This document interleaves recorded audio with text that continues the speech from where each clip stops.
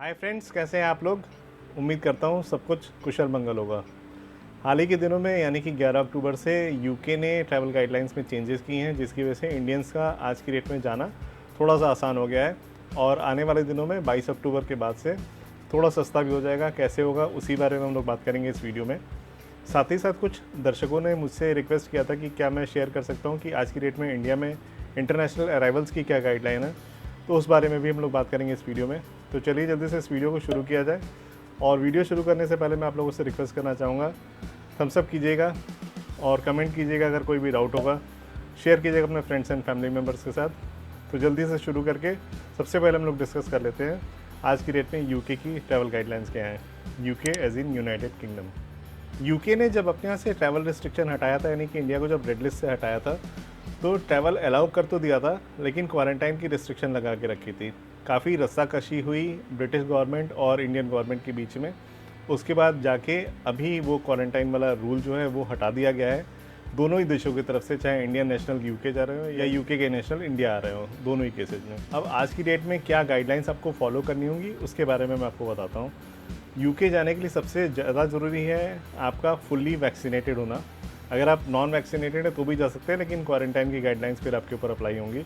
अगर आप fully vaccinated हैं, आपको सेकेंड डोज वैक्सीन का लिए हुए 14 दिन से ज़्यादा हो चुका है, और जो अप्रूव्ड वैक्सीन है आज की डेट में वो है कोविशील्ड, तो आपको यूके जाने के लिए कोई भी तकलीफ नहीं होगी। आपके पास एक वैलिड वीज़ा होना चाहिए। टूरिस्ट वीज़ा भी अलाउड है ट्रैवल करने के लिए। टूरिस्ट वीज़ा इशू भी हो रहा है, हालांकि प्रोसेस थोड़ा सा लंबा है। आप अपने ट्रैवल एजेंट को कांटेक्ट कर सकते हैं। यूके डिपार्चर से 72 घंटे के अंदर अंदर आपको एक बार टेस्ट इंडिया में कराना होगा। उसके बाद यूके पहुंचने के बाद विद इन 2 डेज़, ऑन और बिफोर 2 डेज़, आपको वापस से एक टेस्ट करना होता है। पहले रिक्वायरमेंट थी कि वो टेस्ट RT-PCR होगा। RT-PCR इंडिया के बाहर इंडिया जितना सस्ता नहीं है। यहाँ पे आप 500, 600, 800, 1000 रुपये में RT-PCR करा लेते हैं, लेकिन यूके में इसका कॉस्ट काफ़ी ज़्यादा था। 7000 से ज़्यादा कॉस्ट था RT-PCR का।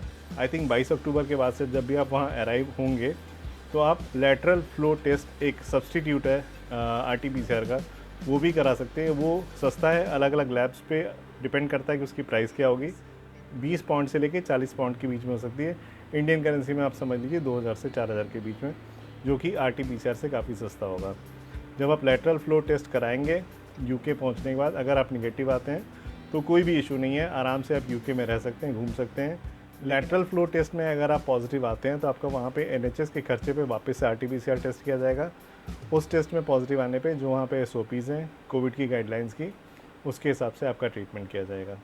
वैक्सीनेशन के अलावा जो ये सेकेंड जो कोविड टेस्ट है यूके पहुँचने के बाद, इसको आपको पहले से ही बुक करना होता है। ऑनलाइन बुकिंग है, उसका लिंक मैं डिस्क्रिप्शन में डाल दूँगा। या लेटरल फ्लो टेस्ट है, उसमें कौन कौन सी अप्रूव्ड लैब्स हैं वो लिस्ट शायद 22 तारीख को इशू होगी। जब भी इशू होगी मैं उसका लिंक भी डिस्क्रिप्शन में डाल दूंगा।